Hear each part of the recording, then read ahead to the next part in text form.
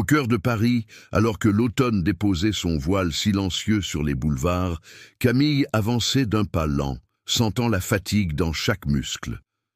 Les rues étaient presque désertes, effacées par une lumière orangée et le froid insistant du soir.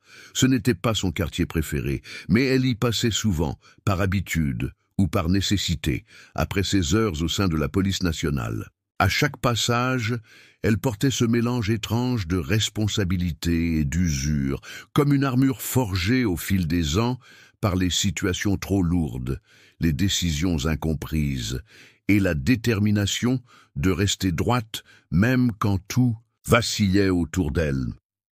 Ce soir-là, pourtant, quelque chose flottait dans l'air, un pressentiment qu'elle ne pouvait pas nommer. Les bancs des squares étaient vides, les vitrines des petits commerces fermées, et on n'entendait plus que le bruit lointain du métro.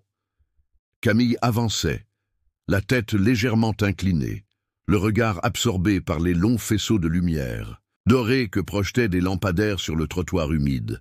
Ses pensées tournaient autour de 1000 préoccupations, un dossier épineux qui traînait sur son bureau, la lassitude des gardes, le manque de reconnaissance que tout le monde ressentait mais taisait.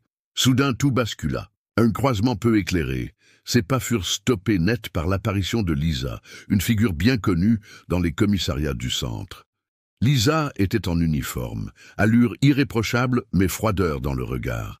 Elle avait cette façon, bien à elle, d'occuper l'espace, une autorité naturelle renforcée par des années de service et de rapports hiérarchiques. Pourtant, derrière cette rigidité, Camille savait qu'il y avait une histoire de rivalité jamais avouée, de vieilles blessures et un jeu de pouvoir latent.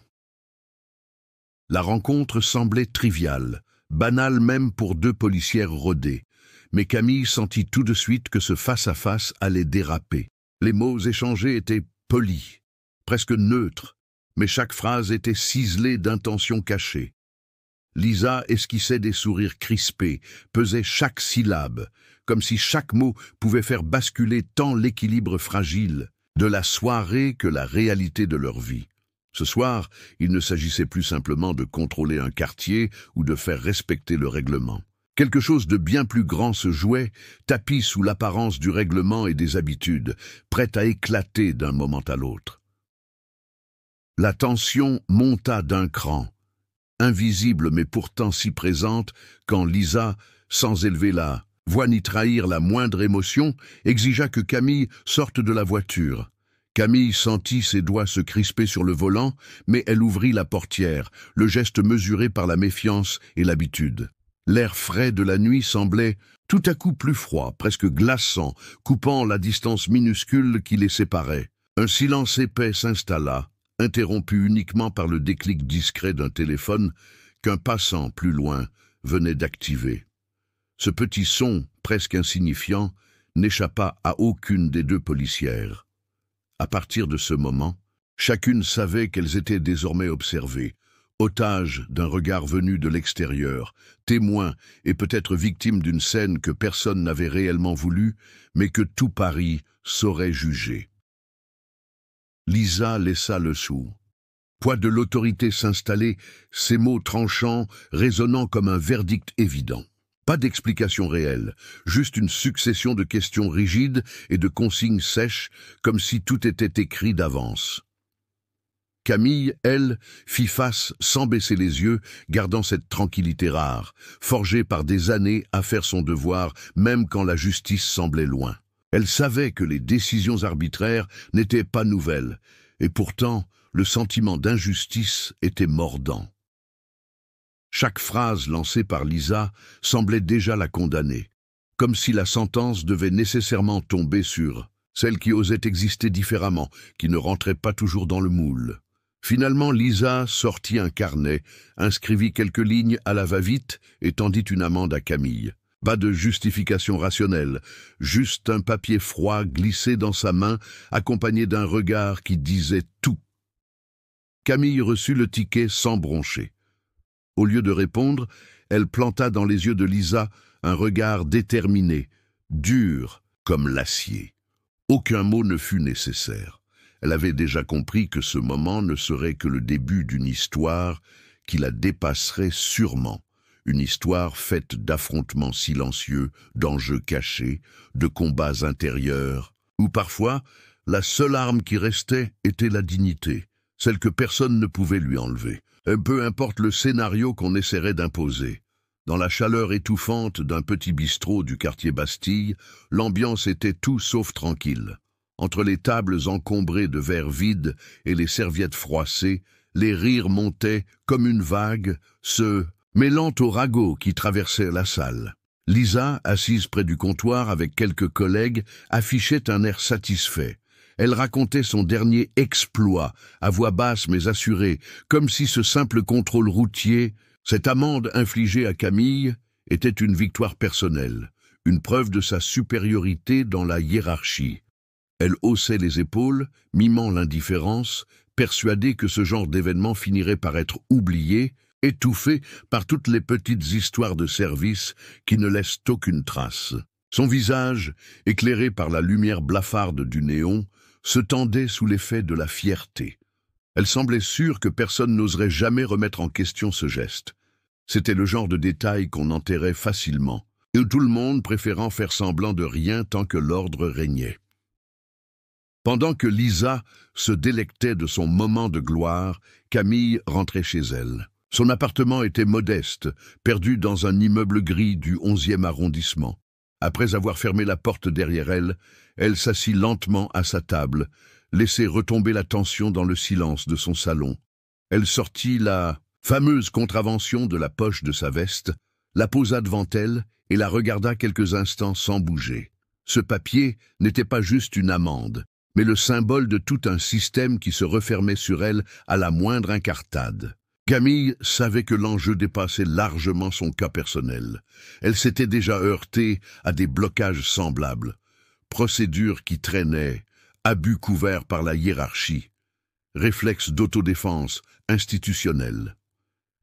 Mais cette fois, quelque chose en elle refusait de baisser les bras. Avec méthode, elle nota les faits, chercha les textes de référence dans les règlements internes de la police nationale et de la préfecture de Paris, relevant chaque détail du déroulé de la soirée. Son objectif n'était pas seulement de contester la sanction, mais d'enfoncer un coin dans l'épaisse armure de l'impunité. Camille sentait qu'elle portait la voix de tous ceux qui, avant elle, avaient préféré se taire ou s'effacer. Elle, au contraire, choisit d'affûter sa détermination pour s'attaquer à une structure bien plus ancienne que ce simple accrochage du soir. Le lendemain matin, Camille se leva plus tôt que d'habitude. Toute la nuit, elle avait tourné dans son lit, repassant sans cesse la scène de la veille. Mais au réveil, elle était animée d'une clarté nouvelle. Ce n'était pas la peur qui guidait ses gestes, mais une sorte de calme déterminé, une force tranquille forgée au fil des années passées dans la police nationale. Après avoir bu un simple café, elle s'installa devant son ordinateur. Elle consulta les règlements, vérifia les coordonnées des personnes à contacter à la préfecture et rédigea une longue lettre. Dans ces mots, aucune trace de plainte amère, mais une explication précise et posée des faits, une demande claire de révision et l'invocation du droit au respect pour chaque agent, quel que soit son grade ou sa fonction. Elle prépara au moins 2 autres courriers, l'un pour l'inspection générale de la police nationale, l'autre à un collègue influent rencontré lors d'une formation sur l'éthique professionnelle. Chaque message était pesé, relu, corrigeant la moindre maladresse. Elle joignit pièces justificatives, dépositions, et ce fameux cliché pris par hasard lors du contrôle.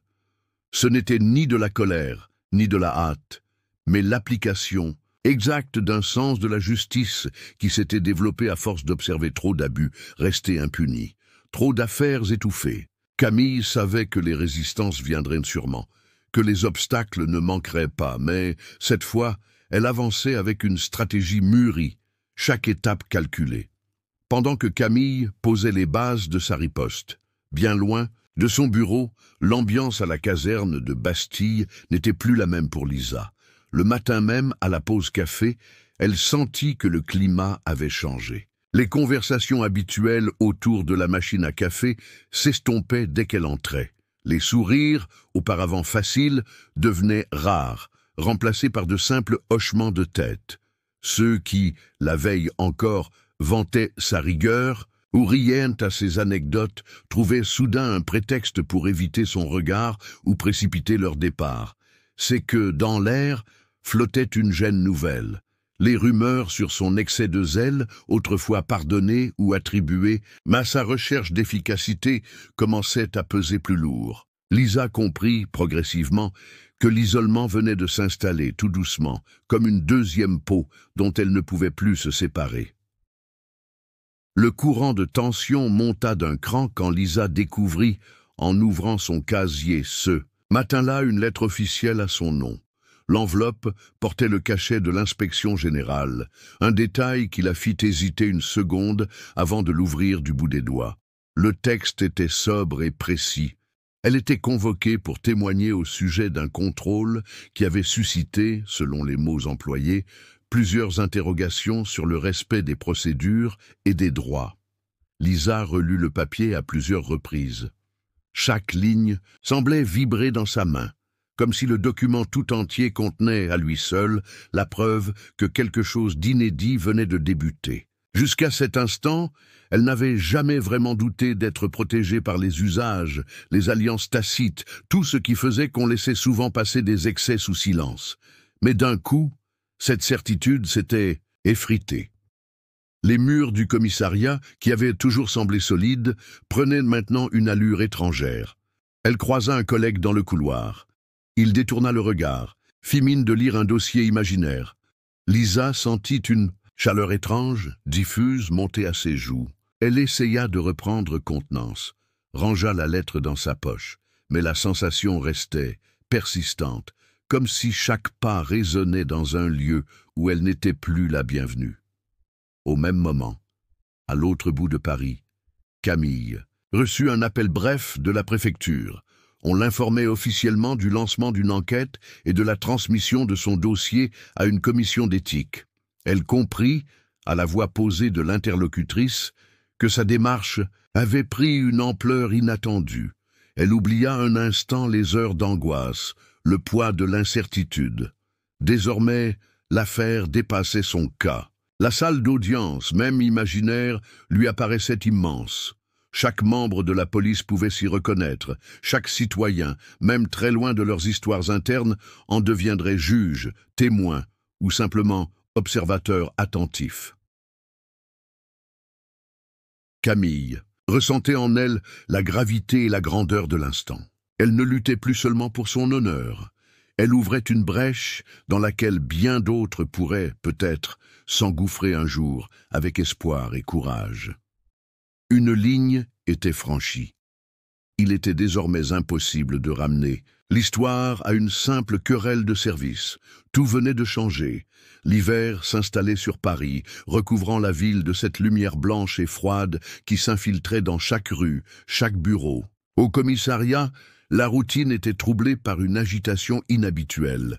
Une commission interne, chargée d'examiner le dossier de Camille, s'était emparée du matériel de service de Lisa, y compris sa caméra corporelle. Personne ne s'attendait vraiment à des révélations. La plupart pensaient que c'était une formalité de plus, rien de plus.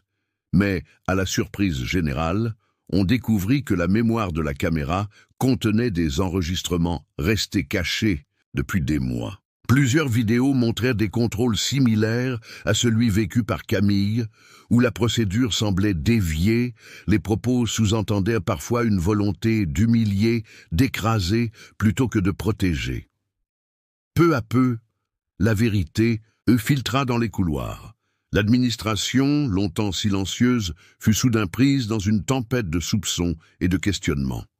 Les chefs, pris au dépourvu, hésitaient entre le réflexe de protéger l'institution et l'obligation de répondre à la vague d'indignation qui commençait à monter dans les rangs. Les discussions à la pause, d'habitude centrées sur les petits tracas de la vie de brigade, se teintaient maintenant de doutes et d'inquiétudes. Le nom de Lisa n'était plus prononcé que du bout des lèvres, comme une ombre dont il valait aime mieux éviter de parler trop fort. Pendant ce temps, Camille constatait que sa démarche ne restait pas sans effet. Des courriels anonymes, des messages discrets glissés sous sa porte lui parvenaient. D'autres agents, d'autres citoyens ayant vécu des situations similaires prenaient enfin le risque de s'exprimer. Plusieurs témoignages affluaient, rédigés avec précaution, mais porteurs de cette même lassitude face à un pouvoir qui semblait jusque-là intouchable. Ce n'était pas encore un raz-de-marée, mais la voix de Camille, jadis isolée, trouvait un écho grandissant. Petit à petit, chacun percevait que ce qui se jouait ne concernait pas simplement deux policières, ni un simple différend administratif. Cela touchait à l'image même de l'institution et à la confiance fragile entre la police et ceux qu'elle devait protéger. Un point de rupture semblait avoir été atteint, marquant peut-être le début d'une transformation bien plus large qu'aucun n'aurait osé l'envisager quelques mois plus tôt. À l'intérieur du commissariat, l'atmosphère devenait pesante, presque électrique, à mesure que l'enquête avançait. Le syndicat, d'ordinaire prompt à défendre les siens contre toute attaque extérieure, semblait hésiter. Certains représentants, convoqués en réunion, échangeaient des regards inquiets, parlant à voix basse dans les bureaux vitrés. Les habitudes de solidarité qui faisaient la force du collectif face à la pression publique ou à la hiérarchie cédaient sous le poids des nouvelles révélations. Lisa, autrefois protégée par ce filet de sécurité invisible, se retrouva confrontée à un refus poli mais ferme. Aucune intervention officielle en sa faveur pour le moment. Le dossier était, selon eux, trop exposé. Parmi les collègues, le malaise grandissait, comme un froid qu'on n'ose pas nommer. Certains, touchés par des souvenirs similaires, jetaient des regards autour d'eux, se demandant si leur propre histoire finirait, elle aussi, révélée à la lumière du jour. D'autres, par fidélité ou simple habitude, murmuraient encore que ce n'était sans doute qu'une tempête passagère, mais la plupart restaient en retrait, prudents, attendant de voir de quel côté la balance allait pencher. Le moindre mot prononcé un peu trop fort, le moindre signe de soutien public pouvait désormais coûter cher. Du côté de Camille, l'avancée de la procédure s'accompagnait de nouveaux défis. Si certains collègues faisaient discrètement preuve de sympathie, d'autres évitaient désormais de la croiser ou détournaient la conversation dès que son nom était évoqué. Les amitiés tissées lors de longues gardes de nuit se révélaient fragiles lorsque la pression montait. Ce genre de combat, elle le savait, a toujours un coût. De retour chez elle, après une énième journée tendue, Camille ressentait parfois la fatigue de la solitude. Son histoire pouvait changer quelque chose, mais elle lui ôtait aussi des certitudes. Qui pouvait-elle vraiment appeler en cas de un coup dur? À qui confier ses doutes? Pourtant, chaque soir, elle persistait à tenir son journal, à documenter chaque instant difficile, chaque progrès minuscule. Entre les murs silencieux de son appartement, elle se parlait à elle-même, rappelant pourquoi elle avait choisi de ne pas se taire. La lutte n'était pas seulement contre une injustice, mais aussi contre la peur de se retrouver un jour réellement seule, oubliée par ceux pour qui elle s'était battue. À mesure que la date de l'audience approchait, une tension sourde s'installait dans les couloirs du commissariat et jusque dans les rues du quartier. Partout, on sentait que les choses n'allaient plus pouvoir rester dans l'ombre. Camille, concentrée mais tendue, rassemblait inlassablement les papiers. Officiel, relisait à voix basse ses notes, peaufinait la chronologie des faits. C'était devenu un rituel. Chaque soir, une heure réservée à collationner preuves et témoignages, à discuter avec son petit groupe de soutien, peu nombreux, mais soudés. Parmi eux, Ahmed, ancien collègue dévoué, lui était resté fidèle. Sa manière discrète de l'aider, sans jamais hausser la voix, l'apaisait souvent quand la pression devenait trop lourde. Il trouvait les mots justes pour calmer ses doutes, suggérait des angles d'attaque inexplorés et repérait les faiblesses dans les arguments de la partie adverse. Ensemble, ils relisaient chaque dossier, vérifiaient chaque pièce et anticipaient les questions auxquelles Camille devrait répondre devant le conseil de discipline. La solidarité qu'il exprimait était précieuse. Elle lui rappelait que, malgré la solitude apparente, elle n'était pas totalement abandonnée. De l'autre côté, Lisa cherchait encore à rassembler un peu de courage en se tournant vers ses anciens amis de la brigade. Mais la chaleur de leur complicité s'était refroidie en quelques semaines, sans prévenir. Certains lui répondaient à peine poliment, d'autres fuyaient carrément la conversation dès qu'elle tentait d'aborder le sujet. Au téléphone, les messages restaient sans réponse. Les invitations à aller boire un verre après le travail échouaient l'une après l'autre. Même ceux qui semblaient lui être restés loyaux évitaient finalement de se mouiller pour elle. Le poids du doute et de la peur avait remplacé l'assurance. Lisa, qui croyait jusqu'alors à la force du groupe, sentait le sol se dérober sous ses pieds à mesure que le jour du jugement approchait. Elle comprenait désormais l'isolement de ceux qui sont désavoués, laissés de côté au moment où ils en auraient le plus besoin. Ce qui autrefois la rendait fière, cette appartenance à un clan soudé, s'était transformé en barrière, en source d'angoisse et de regret. Peu à peu, chacun à sa façon se préparait à vivre cet affrontement public, sachant très bien que derrière les discours officiels et les règlements, se jouait avant tout une question de confiance et d'avenir partagé. Le matin du jugement, une pluie fine tombait sans relâche sur Paris, dessinant de petits ruisseaux le long des trottoirs et trempant les pavés devant le tribunal du palais de justice. Un vent froid s'engouffrait entre les colonnes imposantes, forçant chacun à resserrer sa veste avant de pénétrer dans l'enceinte solennelle du bâtiment. À l'intérieur, l'ambiance était tendue.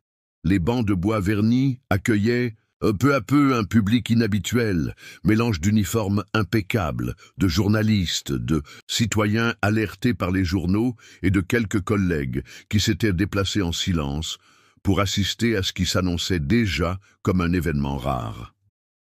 Derrière le grand rideau beige à l'entrée de la salle, Camille s'arrêta un instant, respirant profondément.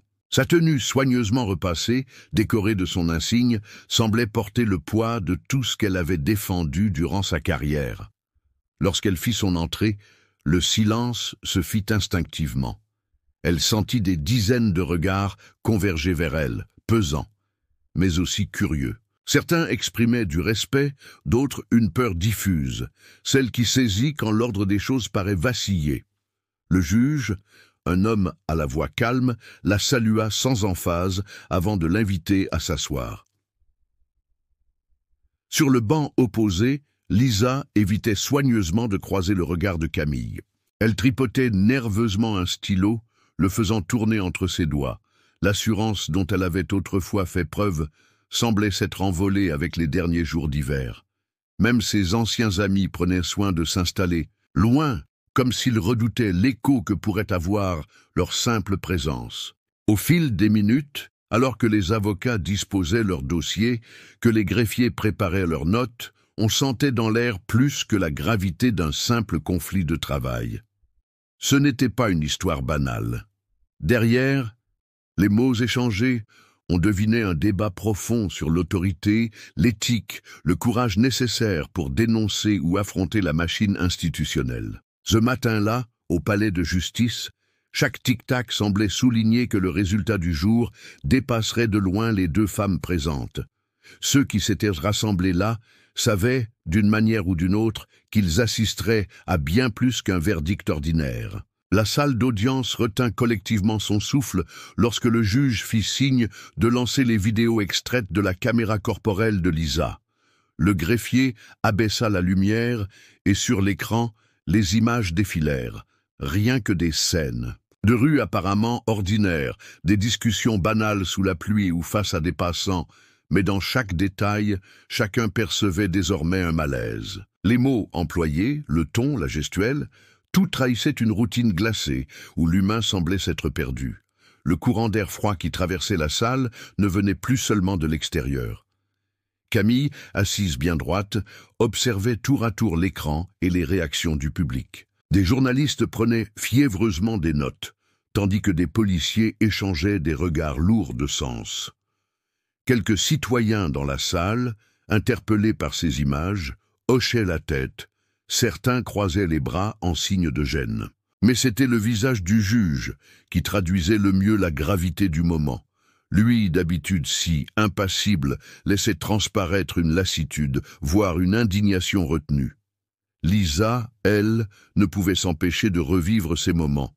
Chaque intervention, chaque parole prononcée avec l'assurance d'une autorité incontestée se retournait soudain contre elle. Les fondations sur lesquelles elle s'était toujours crue protégée paraissaient se fissurer à chaque minute. Elle reconnut sa propre voix, presque distante, sur l'enregistrement, mais c'était comme si elle regardait une inconnue agir à sa place. Son poing se serra sur le dossier en bois, les yeux fixés au sol. Le reste du commissariat, représenté par un supérieur venu témoigner, semblait également bouleversé. L'affaire ne pouvait plus être considérée comme un incident isolé. Ces vidéos révélaient une façon d'agir, une normalité inquiétante acceptée par l'ensemble de la chaîne hiérarchique. Les avocats, d'ordinaire prompts à argumenter, restaient silencieux quelques secondes de trop à la fin des diffusions. Dans cet instant suspendu, chacun savait que quelque chose d'essentiel venait d'être mis à nu, et il ne s'agissait pas seulement de la responsabilité d'une seule personne. Derrière ce silence pesant, c'est l'image entière de l'institution qui vacillait, exposée à tous, sans filtre ni défense possible.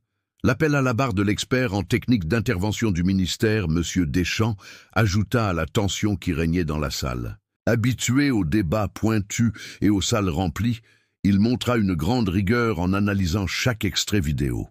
Avec un calme implacable, il égrena, étape par étape, les procédures attendues lors d'un contrôle de police, puis mit en lumière les déviations observées.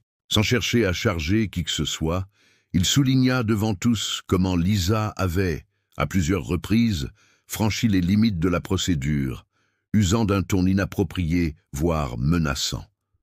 L'expert s'interrompit, lançant un regard direct au juge, avant de constater que certains propos et gestes traduisaient une attitude discriminatoire difficilement contestable. À mesure que ces paroles se répandaient dans la salle, les réactions ne se firent pas attendre. Des murmures nerveux traversèrent les rangs, tandis que d'autres se recroquevillaient sur eux-mêmes, visiblement mal à l'aise. Plusieurs membres du public et même quelques représentants du commissariat piquaient du front, sans trop savoir où poser le regard. Chacun sentait que le problème était devenu bien plus vaste qu'un simple excès de zèle.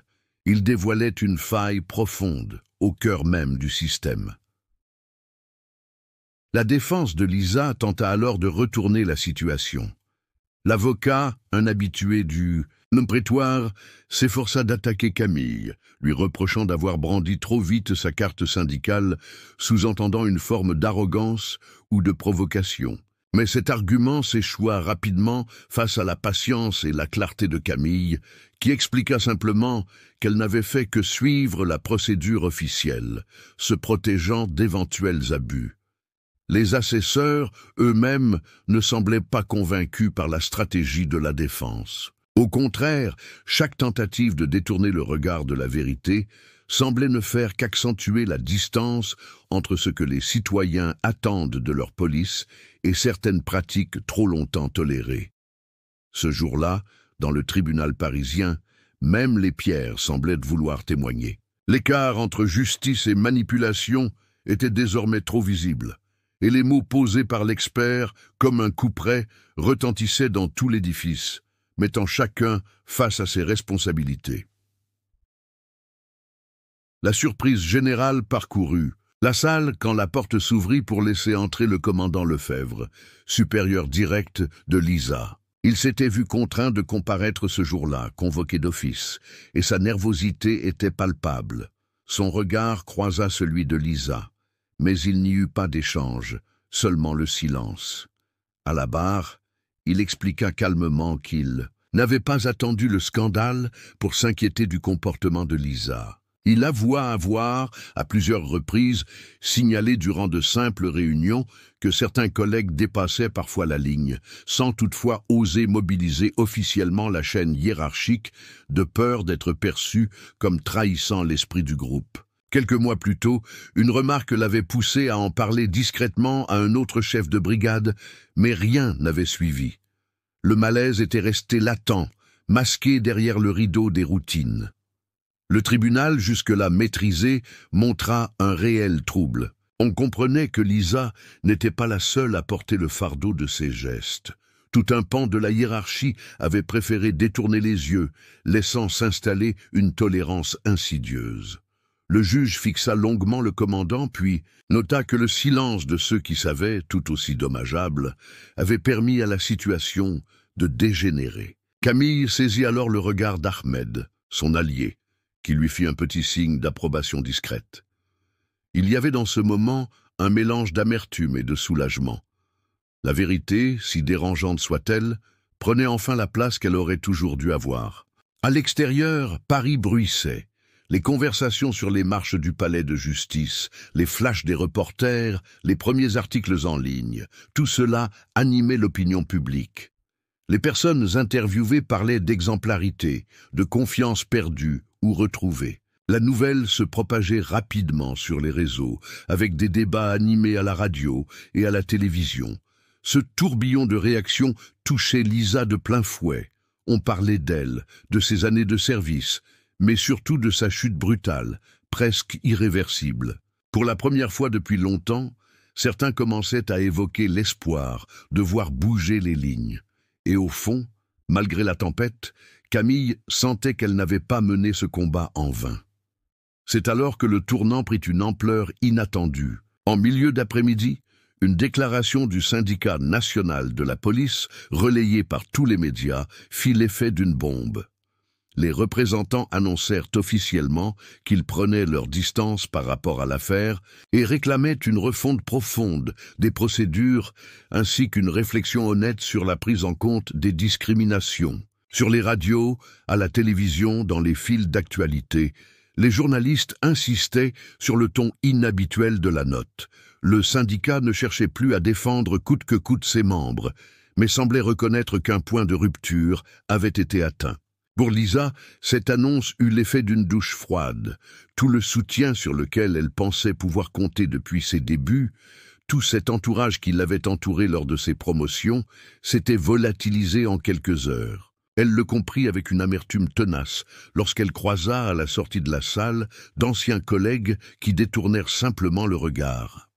Sa solitude lui sauta au visage, plus dure encore bien que rien n'ait été officiellement prononcé. Cette brusque absence de soutien fit basculer l'affaire dans une autre dimension où désormais plus personne ne pouvait se réfugier derrière la solidarité automatique du groupe. De son côté, Camille suivait discrètement les nouvelles, son téléphone vibrant en continu dans la poche de sa veste. Elle aurait pu ressentir une satisfaction claire. Après tant de nuits blanches à rassembler des preuves et à surmonter ses doutes, l'écho public de l'affaire reposait aussi sur ses épaules. Pourtant, ce soulagement s'accompagnait d'une sensation étrange, presque angoissante. Elle se rappelait que ce procès n'était sans doute qu'un début, une première fissure dans un système dont les fondations semblaient presque immuables. Derrière chaque victoire, il y avait la crainte de voir surgir d'autres difficultés, d'autres résistances, peut-être même de nouveaux sacrifices à faire. Alors que Camille sortait du tribunal, le bruit sourd des discussions et les flashs des caméras la ramenèrent à la réalité.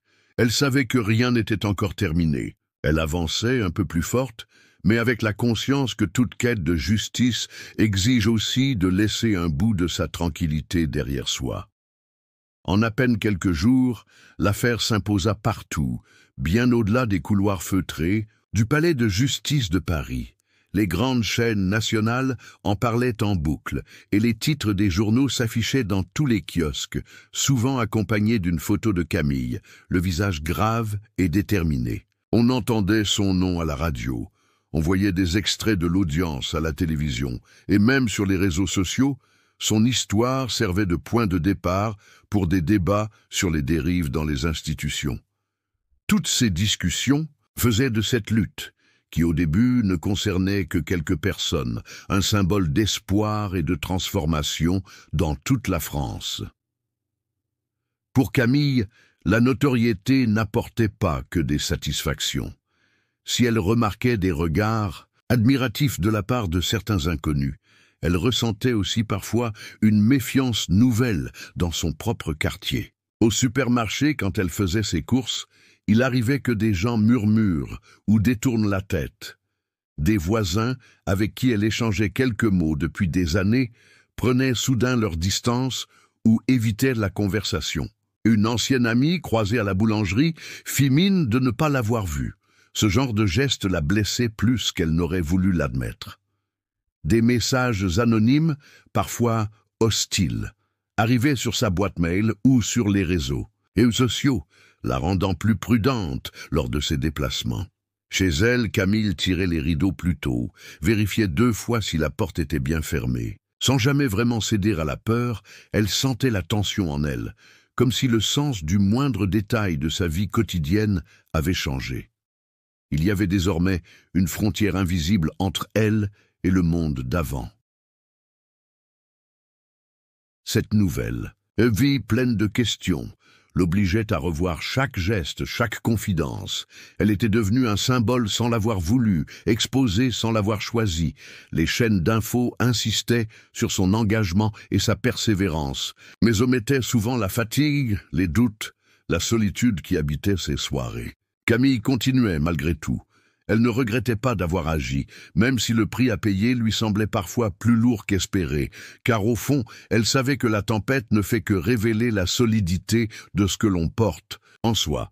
Le véritable tournant apparut le matin où le ministère de l'Intérieur, sous la pression médiatique, annonça officiellement l'ouverture d'une enquête approfondie sur l'ensemble du parcours professionnel de Lisa. Toutes ces années de service allaient désormais être passées au crible. Chaque dossier, chaque affectation, chaque plainte, oubliée ou minimisée, reviendrait sur la table. Ce n'était plus un simple fait divers, mais bien une remise en question globale de la façon dont la police gérait ses membres.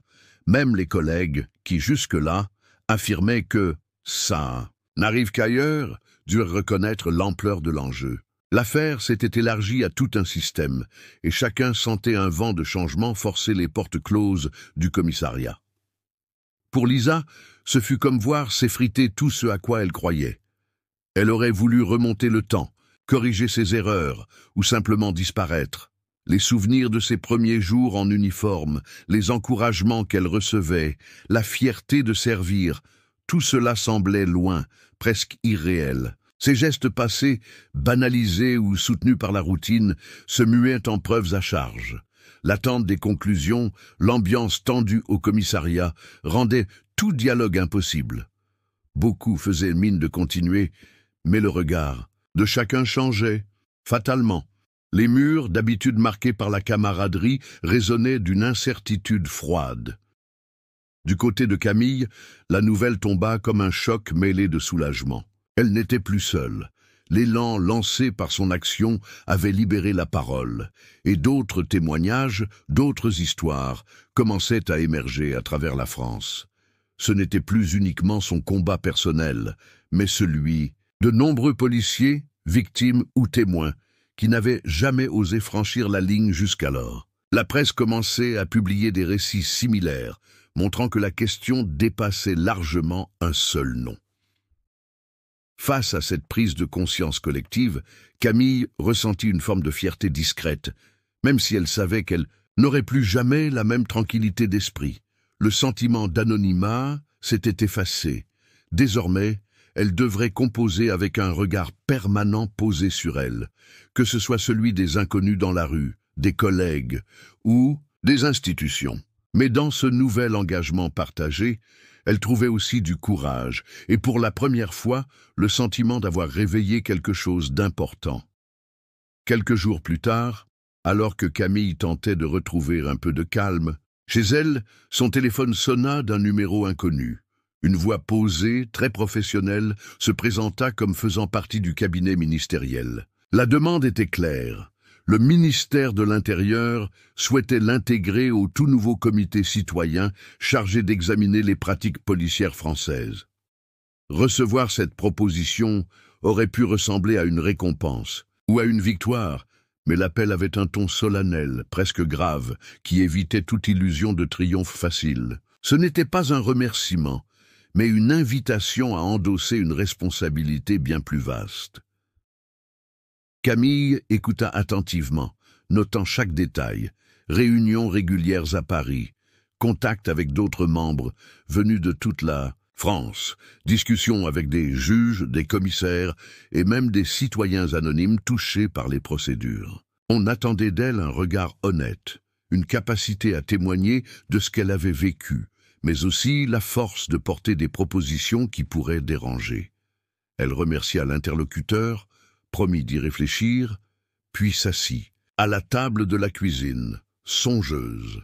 Les heures qui suivirent furent traversées par le doute. Camille comprenait très bien ce que ce poste impliquait. Accepter, c'était exposer encore davantage son nom et son visage. Cela voulait dire poursuivre la bataille sur un autre terrain, affronter de nouvelles critiques, recevoir des messages de soutien, certes, mais aussi se heurter à toute forme de résistance. Certains membres du comité allaient sûrement avoir leur propre vision. Les débats promettaient d'être vifs, et chaque mot prononcé risquait d'être analysé, repris, parfois même déformé hors contexte sur les réseaux sociaux ou à la télévision. Mais refuser, c'était tourner, le dos à tout ce qu'elle avait obtenu jusque-là, laisser la place à l'inertie ou à l'oubli. Camille repensait à chaque personne rencontrée au fil de ces semaines. Les regards inquiets, les témoignages reçus discrètement dans des couloirs, les messages de collègues trop prudents pour parler ouvertement. Elle savait que ce choix pouvait peser sur son quotidien, peut-être même sur sa sécurité, mais tourner la page si vite lui semblait impossible. Après avoir pesé le pour et le contre, Camille sentit que cette décision était la suite logique de son histoire. Dire oui, c'était accepter que sa mission s'élargisse, qu'une voix compte pour beaucoup dès lors qu'elle ose parler au bon moment. Les mois suivants, le procès et ses conséquences atteignirent les plus hautes sphères de Paris. À bas, l'hôtel de ville, le maire et son équipe prirent la parole lors d'une conférence de presse retransmise en direct. Ils annoncèrent la mise en place d'un tout nouveau programme de formation obligatoire pour chaque policier, du plus jeune au plus ancien. Ces sessions, prévues sur plusieurs semaines dans les commissariats de la capitale et de sa banlieue, mettraient l'accent sur le respect, la prévention des préjugés et la prise de conscience des biais inconscients. Certains accueillaient la nouvelle avec enthousiasme, y voyant enfin un geste concret. D'autres restaient sceptiques, se demandant si quelques heures de formation pourraient vraiment changer des années de pratique installées. Mais tous comprenaient que plus rien ne serait comme avant. Dans les rues du Marais et près des Halles, alors que les premiers rayons tièdes du printemps ramenaient les Parisiens sur les terrasses, beaucoup discutaient de ce virage. On évoquait le renouveau citoyen dans les cafés. La presse titrait sur ce printemps un peu particulier. Pour la première fois depuis des années, les habitants avaient le sentiment que leur voix avait du poids, que le vent du changement soufflait même dans les lieux réputés les plus résistants aux nouveautés. Pour Camille, ce contexte de renouveau restait empreint d'ambivalence. Les nuits, loin du vacarme médiatique, n'étaient pas toujours paisibles. Certaines heures, elle repassait mentalement tous les souvenirs difficiles, les remontrances, les craintes, les portes qui se sont fermées. Parfois, une forme de soulagement la gagnait quand elle voyait ces changements concrets naître de ses combats. On lui confirmait que ses efforts n'étaient pas vains, que le silence n'avait pas tout recouvert. Pourtant, une part d'angoisse persistait. Elle savait mieux que quiconque combien chaque bataille éthique épuise, combien il est difficile de tenir bon face à des traditions solides et à l'incompréhension de certains. L'espoir était réel, mais discret, fragile. Camille avançait avec cette nouvelle responsabilité sur les épaules, consciente que la victoire a toujours un prix et que, derrière chaque proclamation publique, de petites luttes intérieures continuent de se jouer. Ce printemps, pour elle, ressemblait à une promesse timide, le signe que malgré l'usure du temps et des épreuves, il est toujours possible de recommencer. Au fil des semaines, alors que le climat politique et social semblait lentement se transformer, de nouvelles figures commencèrent à apparaître autour de Camille. Un matin, lors d'une réunion du comité citoyen, elle fit la connaissance de Romain, un juriste reconnu pour son franc-parler et son attachement à l'équité. Malgré ses convictions solides, il gardait toujours un ton pragmatique, loin des grandes déclarations, préférant agir à travers des propositions concrètes. Romain savait choisir ses batailles, et c'est précisément cet équilibre entre idéalisme et lucidité qui rassurait ses collègues dans les moments les plus compliqués. Sa présence donnait à Camille le sentiment qu'elle n'était plus seule à porter le poids de la responsabilité, et ses analyses précises apportaient une clarté bienvenue quand les discussions menaçaient de s'enliser. De l'autre côté, elle découvrit également Myriam. Avec un parcours double, à la fois proche des associations citoyennes et courroie de transmission avec certains cercles militaires, Myriam savait nouer des ponts là où personne n'en voyait. Elle intervenait rarement sur le devant de la scène, mais était inlassablement active en coulisses. Toujours attentive à ceux qui hésitaient encore à s'engager, elle organisait des rencontres informelles, créant des liens entre policiers et civils pour que chacun commence à se comprendre au-delà des préjugés. À travers de petites « attentions », un café partagé après une séance difficile, un mot d'encouragement laissé sur un bureau, Myriam tissait peu à peu un réseau invisible de solidarité qui donnait une nouvelle énergie à tous ceux touchés par l'affaire. Puis il y eut ce jour inattendu, où Étienne, jusqu'ici considéré comme l'un des plus grands sceptiques, décida d'apporter publiquement son soutien aux initiatives portées par Camille. On l'avait souvent entendu minimiser la portée des réformes ou douter de la sincérité du mouvement, mais maintenant il s'exprimait avec conviction sur l'importance de continuer le travail déjà commencé. Ce ralliement surpris finit par tout changer. Nombre de ses collègues, qui jusque-là restaient en retrait par peur de prendre position, trouvèrent le courage d'agir à leur tour ou de s'ouvrir au dialogue. Camille prit pleinement conscience de la force des alliances inattendues. Ce mélange inédit de personnalité, de compétences et de volonté permit d'accélérer certains chantiers, de dessiner de nouveaux horizons. Il était évident qu'on peut parfois déplacer des montagnes simplement en osant franchir la frontière de ses propres certitudes. Malgré la reconnaissance grandissante et le respect affiché lors des débats publics, la réalité du quotidien de Camille restait bien plus dure. Les visages familiers qu'elle croisait autrefois au marché ou dans les petites rues de son arrondissement semblaient désormais hésiter à lui adresser la parole. Elle remarquait l'absence de messages sur son téléphone portable quand, avant, le moindre anniversaire ou événement entre amis donnait lieu à de longues conversations, à des invitations envoyées sans arrière-pensée. Même les retrouvailles d'anciens camarades d'études passaient à présent sans qu'on pense à lui proposer de s'y joindre, comme si sa présence rappelait une réalité trop dérangeante ou, peut-être, révélait des failles que certains préféraient ignorer. Chez elle aussi, les moments de tendresse se faisaient rares. Les gestes familiers, une main sur l'épaule ou un simple sourire complice manquaient cruellement. Il y avait comme une distance nouvelle, un froid que rien ne semblait vouloir vraiment réchauffer. Parfois, Camille s'arrêtait, réalisant tout ce qu'elle avait perdu en défendant ses principes. La complicité facile, les conversations spontanées où l'on ose se confier, les petits rituels partagés qui rendent l'existence plus douce. Même au sein du comité civil, certains regards trahissaient la prudence, plutôt que l'amitié, et elle ressentait un poids du doute sur ses choix à chaque instant. Et puis, la méfiance semblait s'installer partout, que ce soit au travail, dans l'ascenseur de son immeuble, ou simplement lors de ses promenades dans Paris. Camille sentait que les gens la voyaient autrement. Elle n'était plus simplement une habitante du quartier ou une collègue discrète, mais celle qui avait osé, celle dont le nom circulait dans les journaux. Cette image imposait une sorte de barrière invisible, créant autour d'elle un espace où il devenait difficile de recevoir ou même de donner de la confiance. Pourtant, malgré l'âpreté de cette solitude, Camille gardait en elle une force silencieuse. Elle savait très bien que ce qu'on appelle bravoure ne paie que rarement dans l'instant et coûte souvent une paix que l'on croyait acquise. Mais elle continuait, convaincue au fond d'elle-même que chaque silence glacé, chaque main qui se dérobait, était aussi la preuve muette d'un certain respect, parfois mêlé d'envie ou d'admiration. Rester droite malgré tout lui semblait la seule issue digne, car elle avait compris, la vraie force se construit, dans le froid, par ceux qui osent avancer seuls.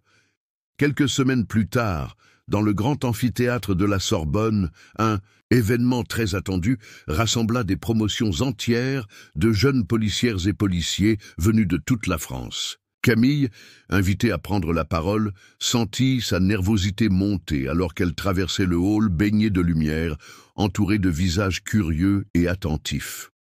Son cœur battait fort, mais elle trouva la force d'avancer vers l'estrade, portée par tout ce qu'elle avait parcouru depuis le début du combat.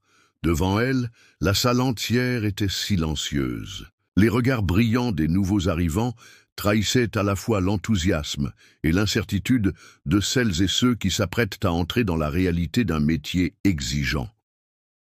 Camille prit une inspiration avant de s'exprimer, sans notes ni discours préparés.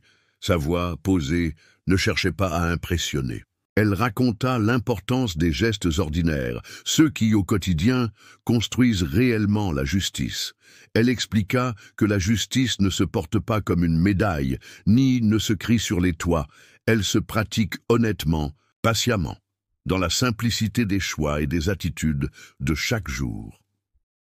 Camille évoqua les moments de solitude, les difficultés rencontrées, mais aussi la solidarité inattendue qui s'est tissée au fil de son expérience. Elle insista sur le fait que l'honneur et la justice ne sont pas de grands mots abstraits ni réservés aux cérémonies. Ils se vivent doucement, parfois dans le silence, souvent sans reconnaissance immédiate. Elle partagea des anecdotes concrètes tirées de sa carrière, parlant des doutes, du courage d'avancer même lorsqu'on se sent isolé, et du respect que l'on gagne, à terme, en étant fidèle à ses valeurs. Lorsque Camille termina, il y eut un silence inhabituel, dense, puis des applaudissements sincères, sans exubérance. Elle ressentit alors une chaleur nouvelle, différente de l'admiration officielle reçue lors des étapes précédentes. Ce moment était le symbole d'un passage, d'un espoir transmis à une génération neuve. Tandis qu'elle quittait la scène, le parfum du printemps parisien filtrait déjà par les grandes portes ouvertes, promettant de nouveaux départs. Dehors, sous les arbres en fleurs, Camille comprit que son histoire, à force de persévérance, avait dépassé sa propre existence. Ce qu'elle avait semé continuerait de grandir à travers ces jeunes, et chaque petite victoire, patiemment remportée, préparait un terrain fertile, où la justice, plus vivante et plus humble, aurait désormais sa place dans le cœur de la ville.